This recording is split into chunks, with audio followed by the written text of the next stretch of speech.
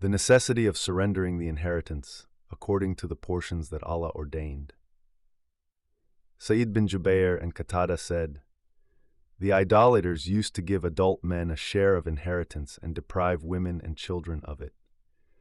Allah revealed, لِلْرِجَالِ نَصِيبٌ مِمَّا تَرَكَ الْوَالِدَانِ وَالْأَقْرَبُونَ.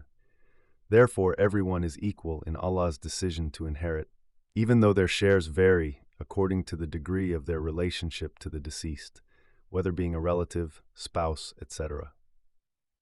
Ibn Marduya reported that Jabir said, Qudja came to the Messenger of Allah sallallahu and said to him, "O Messenger of Allah, I have 2 daughters whose father died, and they do not own anything." So Allah revealed, لِلْرِجَالِ نَصِيبٌ مِمَّا تَرَكَ الْوَالِدَانِ وَالْأَقْرَبُونَ. We will mention this hadith when explaining the 2 ayat about inheritance. Allah knows best. Allah said, وَإِذَا حَضَرَ الْقِسْمَةِ, those who do not have a share in the inheritance, وَالْيَتَمَى وَالْمَسَكِينَ, are also present upon dividing the inheritance. Give them a share of the inheritance. Al-Bukhari recorded that Ibn Abbas said that the ayah, وَإِذَا حَضَرَ الْقِسْمَةَ أُولُو الْقُرْبَى وَالْيَتَمَى وَالْمَسَكِينَ, was not abrogated. Ibn Jarir recorded that Ibn Abbas said that this ayah still applies and should be implemented. Ath-Thawri said that Ibn Abi Naji narrated from Mujahid that implementing this ayah is required from those who have anything to inherit, paid from whatever portions their hearts are satisfied with giving away.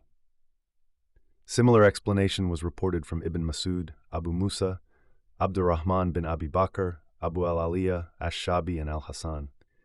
Ibn Sirin, Sa'id bin Jubair, Makhul, Ibrahim an-Nakhai, Atta bin Abi Rabah, Az-Zuhri, and Yahya bin Yamar said this payment is obligatory. Others say that this refers to the bequeathal at the time of death, and others say that it was abrogated. Al-Awfi reported that Ibn Abbas said that this ayah, وَإِذَا حَضَرَ الْقِسْمَةِ, refers to divisions of inheritance. So, when poor relatives who are ineligible for inheritance, orphans, and the poor attend the division of the inheritance, which is sometimes substantial, their hearts will feel eager to have a share, seeing each eligible person assuming his share, while they are desperate, yet are not given anything. Allah, the Most Kind, Most Compassionate, commands that they should have a share in the inheritance as an act of kindness, charity, compassion, and mercy for them. Observing fairness in the will, Allah said, وَلْيَخْشَ الَّذِينَ لَوْ تَرَكُوا مِنْ خَلْفِهِمْ. Ali bin Abi Talha reported that Ibn Abbas said that this part of the ayah refers to a man who is near death, and he dictates a will and testament that harms some of the rightful inheritors. Allah commands whoever hears such will to fear Allah and direct the dying man to do what is right and to be fair, being as eager to protect the inheritors of the dying man as he would be with his own. Similar was reported from Mujahid and several others. The 2 Sahihs record that when the Messenger of Allah visited Said bin Abi Waqqas during an illness he suffered from, said to the Messenger, "O Messenger of Allah, I am wealthy and have no inheritors except a daughter. Should I give 2/3 of my property in charity?" He said no. Said asked, "Half?" He said no. Said 1/3. The Prophet said, "Ath-thuluth wa-thuluthu kathir." The Messenger of Allah sallallahu alaihi wasallam then said, إنك أن تذر ورثتك أغنياء خير من أن تذرهم عالة يتكففون الناس.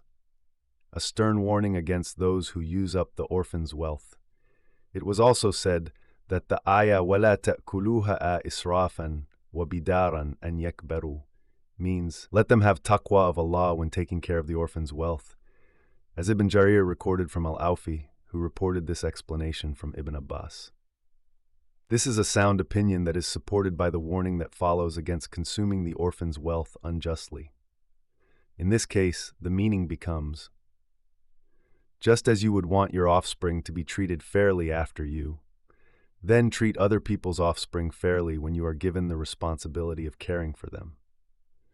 Allah proclaims that those who unjustly consume the wealth of orphans will be eating fire into their stomach. This is why Allah said, إِنَّ الَّذِينَ يَأْكُلُونَ أَمْوَالَ الْيَتَامَى ظُلْمًا إِنَّمَا يَأْكُلُونَ فِي بُطُونِهِمْ نَارًا وَسَيَصْلَوْنَ سَعِيرًا. Meaning, When you consume the orphan's wealth without a right, then you are only consuming fire, which will kindle in your stomach on the day of resurrection.